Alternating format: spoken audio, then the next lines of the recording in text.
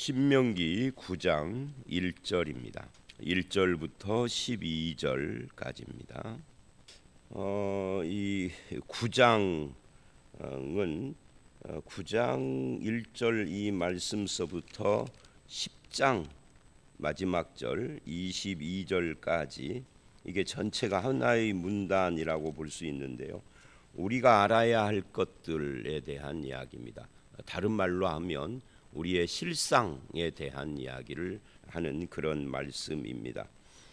그 중에 오늘 1절로 5절이 첫 번째 문단인데요. 이게 이제 9장의 전체 주제라고 할 수 있어요.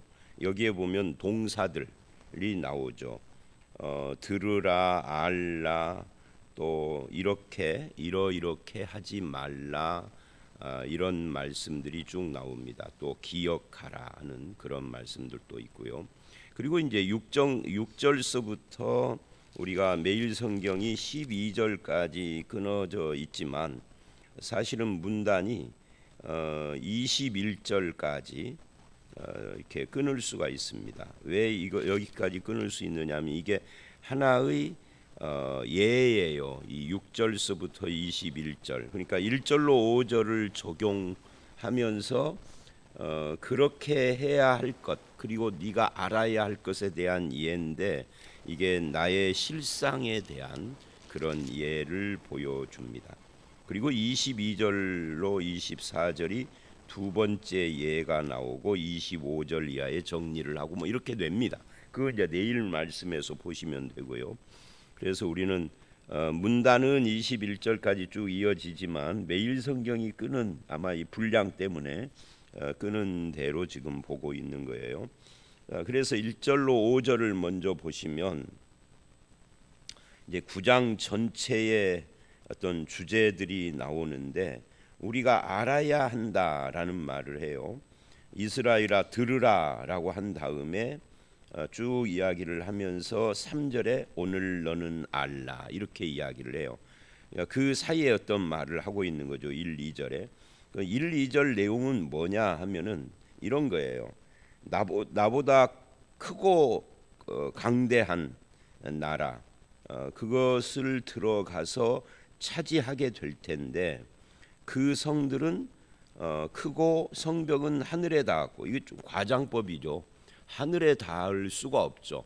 요즘 뭐 우리가 전주성을 본다든지 아니면 서울에 가서 남대문, 동대문, 남대문은 문만 남아 있지만 동대문은 성곽도 좀 있잖아요. 이런 데를 본다든지 가까운데 뭐 전주성이나 아니면 여기 어디야 위봉산성 이런 데를 가본다든지 또는 저희 고향인 고창 모양성 같은 데를 가보면 성벽이 하늘에 닿았다라는 말이 좀 말이 안 되는 거죠. 우리나라 성벽들은 좀 낮은 것 같아요. 유럽이나 이런 데보다. 그러나 유럽 같은 데 성벽이 좀 높지만 그래도 하늘에 닿았다라는 것은 말이 안 되는 이야기예요. 그래서 이거는 이제 과장법인데 말하자면 그렇게 견고하고 강대하고 도저히 인간이 정복하기가 특히 이스라엘처럼 거의 뭐 군사 훈련이나 이런 것은 돼 있지 않은 오합지졸이 정복을 한다는 것은 쉽지가 않은 그리고 2절을 보면 거기에는 더군다나 그 성에 사는 사람들은 안악자손이라고 불리는 이게 장대한 사람들.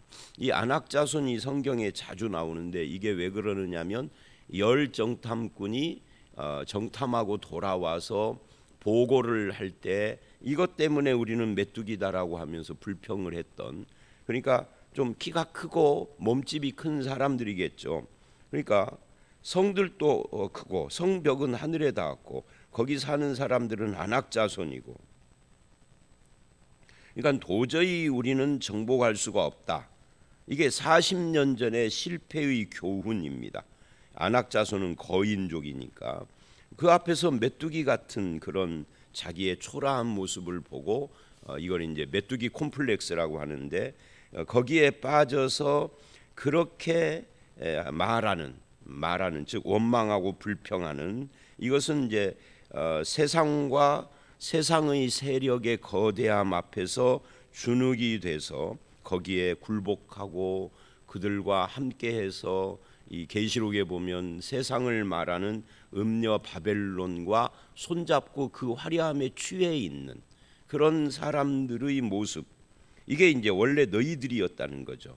너희들이 그렇게 말하는 것을 내가 들었다 그래요. 2절에 들었나니 이르기를 누가 안악 자손을 능히 당하리요 하거니와, 그러나 그 말입니다. 하거니와 이 말은 그건 내 생각이다. 네 생각이고 네가 하는 말이고 그런 거지만, 그러나 너는 알아야 한다. 오늘 너는 알라. 이게 이제 내용이에요. 뭐를 알아야 하느냐 하는 거죠.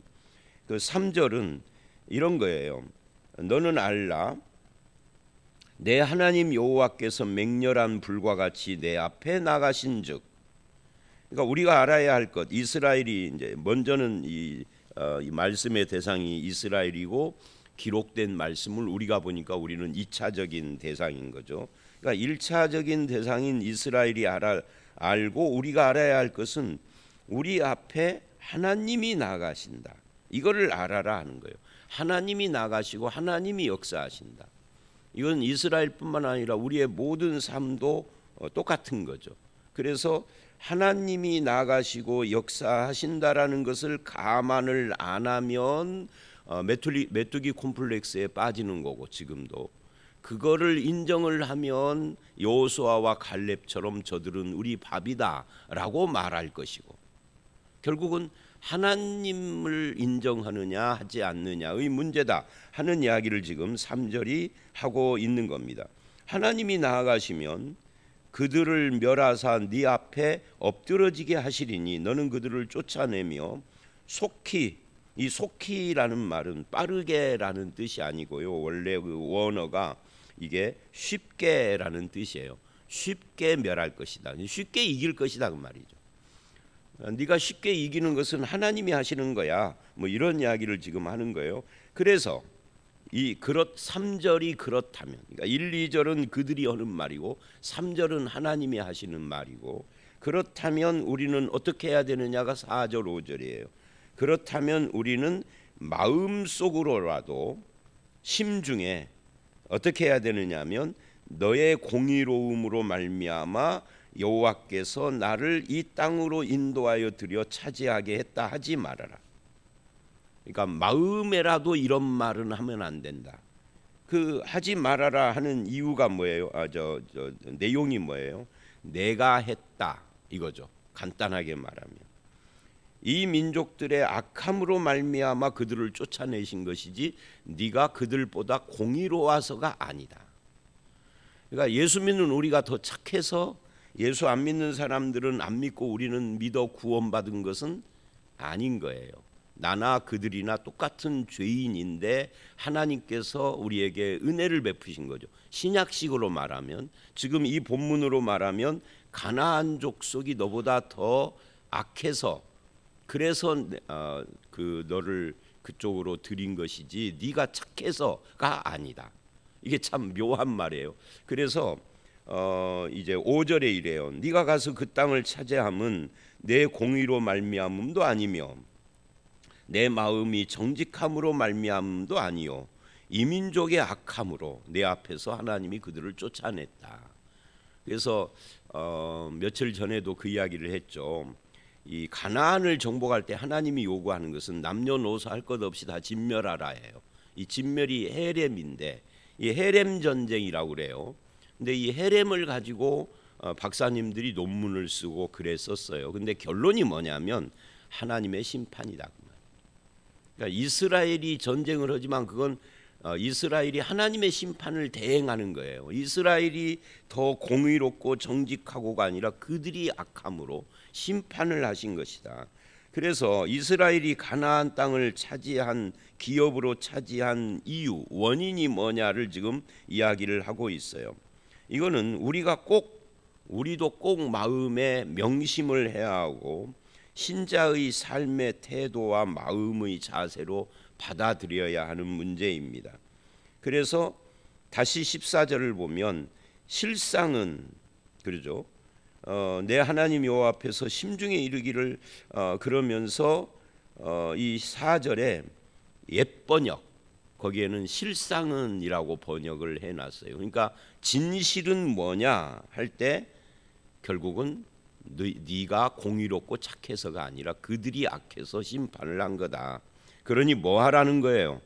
겸손해야 된다는 거죠. 하나님 앞에서 우리가 바리새인처럼 되면은 안 된다 하는 이야기입니다. 바리새인은 항상 하나님 앞에서 다른 사람과 자기를 비교하며 자기의 의로움을 과시했어요. 근데 그건 자기 의로움을 과시하는 것은 신앙에서 아주 잘못된 것이죠. 그래서 이제 이 겸손함 이것이 신앙인의 태도여야 한다 하는 것을 지금 말하고 있는 겁니다. 그러면 둘 다 악한데 왜 이스라엘은 정복하게 하고 저들은 멸망시켰느냐? 저들의 멸망은 악함 때문인데, 근데 하나님 이스라엘도 똑같이 죄인이고 악하지 않습니까? 할 때 하나님은 언약 때문이다. 그래서 이렇게 말을 해요. 5절 끝에 그렇게 한 이유, 여호와께서 이같이 하심은, 그러죠, 이유, 내 조상 아브라함과 이삭과 야곱에게 하신 맹세, 이 맹세가 언약이에요. 언약 때문이다. 그래서 이것을 우리는 이렇게 이야기를 합니다. 이스라엘이 하나님 앞에 불신실하고 하나님을 원망했지만 그래도 하나님이 그들에게 가나안을 주신 것은 하나님의 이 맹세 언약에 대한 신실함 때문이다. 그래서 맹세 언약을 빼고 하나님의 신실함이 이스라엘을 가나안 땅에 들어가게 하신 것이다 라고 말을 하는데, 이게 신약이 우리에게도 똑같아요. 우리가 칭의 구원을 얻은 자이지만 그렇다 해서 완벽한 자가 된 건 아니에요. 그러니까 선언은 의롭다고 했으나 실상은 아직 우리가 완전한 자는 아닌데, 하나님이 우리 구원을 끝까지 보증을 하시는 이유는 나 때문이 아니라 하나님의 신실하심 때문이다. 그러니까 우리가 칭의 구원을 받는 것은 전적인 은혜인데 그 위에 이 구원이 완성되고 이루어져서 우리가 영화롭게 되는 것은 하나님이 신실한, 그러니까 다 합하면은 다 은혜인 거죠. 칭의 구원도 은혜고 성화 구원도 은혜고 영화 구원도 은혜고 구원 전체가 은혜인 이유가 바로 여기에 있는데, 이게 구약에서 이스라엘이 출애굽에서 가나안에 간 이것이 우리의 신약의 구원의 일종의 모형이 되는 겁니다. 그래서 어쨌다고요? 그러니까 결론은 뭐냐면 겸손해야 한다 그 말이에요. 자기를 자랑하고 자기 의를 드러내는 삶이 아니라 하나님의 의고 하나님의 신실하심이고 하나님의 은혜다 하는 것을 지금 말하고 있는 겁니다. 그러니까 심중으로라도 교만하면 안 된다는 거죠. 여러분 그 기억나세요? 다니엘서에 보면은 느부갓네살이 수광병이라는 것에 걸려요. 사람인데 짐승 같은 생각이 들어와서 짐승처럼 말하고 인간의 언어를 잃어버리고 막 손가락 이 발톱 손톱이 짐승처럼 자라서 짐승 같은 모습이 되는데, 그 언제 그랬느냐면 이 바벨론 성을 이렇게 쭉 거닐면서 이거 다 내가 한 거야 라는 생각을 하는 순간 짐승이 되는 병에 걸려요. 이게 의학적으로 수광증이라는 것이 실제로 있대요. 우리가 목격을 잘 흔하지 않은 병이라 목격을 안 해서 그렇지, 그런 병에 걸린 이유가 내가 했다, 이 바벨론이라는 이 큰 성 내가 다 한 거야 하는 순간 그렇게, 이게 교만, 하나님이 교만을 싫어하시는 거죠. 그래서 우리도 그걸 적용을 해야 돼요. 이건 내가 한 거야 하는 거. 그러지 말아라. 심중으로라도 하지 말아라. 네가 착해서가 아니다, 네가 공의로워서가 아니다. 그 다음에 6절서부터 21절, 그 중에 이제 12절까지를 보는데 하나의 예를 말하는 겁니다. 1절로 5절의 주제에 대한 설명 예예요. 그래서 그러므로라고 시작을 해요. 여기서도 네가 알 것은 그렇게 시작을 하죠. 6절에 네가 알 것은, 또 7절은 네가 기억하라, 알고 기억할 것에 대한 이야기를 하면서 계속 강조하는 것이 뭐냐면 너희는 늘 하나님을 거역하고 경노하게 하는 일만 했다는 거예요. 그 경노하게 하는 일만 한 그 예가 뭐냐를 8절서부터 12절의 첫 번째 예로 들고 있는 거죠. 자, 그 예를 보기 전에 6, 7절을 한번 봅니다. 그러므로 내가 알 것은 내 하나님 여호와께서 내게 이 아름다운 땅을 기업으로 주신 것이 내 공의로 말미암음이 아니니라. 너는 목이 곧은 백성이니라. 그러니까 6절의 내용 전체는 1절로 5절을 요약한 것 같은, 그런데 끄트머리에 하나가 새로운 표현이 붙여져 있죠. 뭐라는 거예요? 너의 공의가 아니다 하는 것을 반대로 너는 목이 곧은 백성이다, 이렇게 이야기를 해요. 목이 곧은 백성, 이게 뭐예요? 고집스러움을 말하는 거죠. 그들은 고집스러운 자라는 것을 은유적으로 지금 표현을 한 겁니다. 하나님의 통치와 주권을 받아들이지 않고 늘 불순종하고 불평하고 하는 그런 모습을 목이 곧다, 목이 뻣뻣하다, 뭐 이렇게 표현을 하고 있는 거예요. 너는 7절 광야에서 내 하나님 여호와를 경노하게 하던 일을 잊지 말고 기억하라. 사실은 이 말씀, 신명기의 말씀을 듣는 사람들은 그 당시에는 아주 어린 애든지 아니면 아직 안 태어났든지 그랬던 사람들이에요. 이 부모 세대가 그랬는데 그것을 너희 부모 세대가 그랬다고 하지 않고 너희가 그랬다, 그렇게 말을 해요. 그러니까 이걸 하나로 보고 있는 거죠, 이스라엘을. 내가 애굽 땅에서 나오던 날부터 이곳에 이르기까지 몇 년이죠? 40년 동안 늘 여호와를 거역했다. 이게 너희의 실상이다 하는 이야기예요. 근데 그렇게 목이 곧고 하나님을 화나게 하고 경노 그리고 거역하는 그 예 중에 하나가 뭐냐? 이제 8절서부터 12절에 호렙산, 즉 시내산에서 있었던 그 금송아지 우상 숭배 사건을 거론을 합니다. 8절 호렙산에서 너희가 여호와를 경노케 하였으므로 여호와께서 진노하사 너희를 멸하려 하셨다. 그때 어떻게 그 하나님이 진노를 어떻게 이겨냈느냐 하는 것을 지금 말하는 거예요. 이렇게 말을 합니다. 그때 내가 이제 그 상황을 설명을 하는 겁니다. 이 두 돌판, 이게 십계명의 두 돌판이죠. 하나님께서 주신 그 돌판을 받으려고 산에 올라가서 시내산에서 40주 40야를 머물고 금식도 하고 또 떡도 물도 먹지 않고 완전한 금식을 한 거죠. 내가 금식해야 되겠다 해서 한 것인지 하다 보니까 그랬는지는 알 수가 없지만 여호와께서 두 돌판을 그때 내게 주었는데 하나님이 기록하신 것이다. 그리고 40주야를 끝난 뒤에 그 언약의 두 돌판을 주시고 이렇게 말을 했다는 거죠. 12절 내게 이르시되 일어나 여기서 속히 내려가라. 네가 애굽에서 인도하여 낸 내 백성이 스스로 부패하여 내가 그들에게 명령한 도를 속히 떠나. 그러니까 이 목이 곧은 백성이 된 그 실예가 모세가 십계명을 하나님으로부터 받을 때 밑에서 금송아지를 만드는 사건인데 그걸 뭐라고 그러냐면 스스로 부패하여 명령한 도를 떠났다, 이렇게 말을 해요. 여러분, 십계명의 10가지 중에 맨 앞에 4가지 하나님을 향한 그 계명, 그 중에 4번째인 안식일을 빼면 3가지가 다 뭐죠? 다 우상과 관계가 되는 거잖아요. 그러니까 십계명의 10개는 뭐 말할 것도 없고 첫 번째, 두 번째, 이 첫 번째부터 이들은 지킬 수가 없는 거죠. 우리가 다 지키겠나이다 했지만 그건 말뿐이었다는 거죠. 그래서 그것을 뭐라고 하느냐면 스스로 부패한 것이다. 그리고 하나님의 명령한 도를 떠난 것이다. 여기서 속히 떠났다고 그러죠. 앞에 속히 하고 여기 쉽게, 저들이 저렇게 쉽게 하나님의 말씀을 배반을 할 줄이야 하는 그런 말이에요. 그러니까 앞에서 말하고 돌아서서 딴 말하는 거고 똑같은 거죠. 그렇게 했다는 거예요. 그래서 뭐를 했다는 거예요? 자기를 위하여 우상을 만들었느니라. 오늘 말씀 여기까지인데요.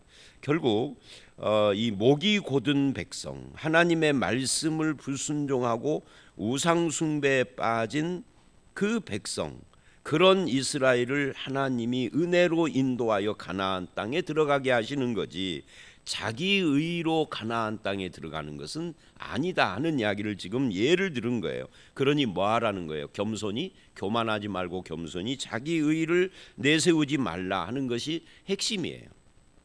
그런데 사람은 어려울 때는 자기 의를 잘 안 내세우죠. 그런데 이제 가나안 땅에 들어가서 편안해지고 먹고 살만하면은 자기 의를 드러낸단 말이죠. 내가 지금 이렇게 편안하게 잘 먹고 잘 살고 물질적으로 여유가 있고 건강하고 사회적으로도 좀 잘 나가는 이유는 하면서 자기 이유가 많은 사람.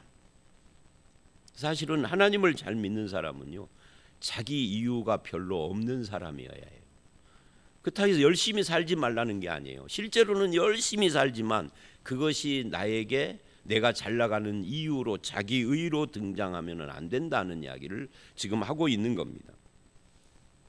이걸 은혜라고 하는 거예요. 은혜를 인정하라. 근데 사람들은요, 은혜를 인정하라 그러면 열심히 안 해버려. 이게 이제 인간의 문제인 거예요.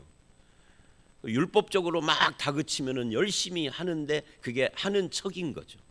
이게 인간의 문제. 그러니까 율법적으로 나아가면은 열심히 하고 자기 의를 막 강조하면 열심히 하는데 그거는 하나님이 원치 않는 신앙적인 모습이 아니고, 은혜를 강조하면은 그래 뭐 다 하나님의 은혜니까 하고 별로 자기의 모든 것을 발휘를 안 하려고 하는 이런 풍조야말로 인간의 죄성을 드러내는 것이다. 반대로 이렇게 해야 되죠. 은혜이기에 더 열심히 하는 거죠. 나의 나 된 것은 하나님의 은혜라고 고백했던 바울이 자기 생명을 바쳐 복음을 전한 것처럼. 근데 이 인간의 실상은 그렇지 않다는 데 문제가 있는 거예요. 신자는 하나님 앞에서 겸손해야 하고 감사해야 합니다. 가나안 7족속이 그들의 악 때문에 심판받은 거라면 나도, 이스라엘도 목이 곧은 백성인데 심판받지 않고 구원을 하시며 내 인생을 인도해 가시는 것은 하나님의 은혜인데 그 앞에 감사해야 하고 겸손해야 하고 순종해야 하고 그렇게 해야 마땅하다 하는 것을 지금 이 본문은 말하고 있는 겁니다. 저와 여러분의 삶이 은혜 앞에 겸손하고 순종하고 감사하되 열심히 들어가야 합니다. 은혜니까 열심 필요 없다가 되면은 안 되는 것이다 하는 것을 다시 한번 확인하게 됩니다.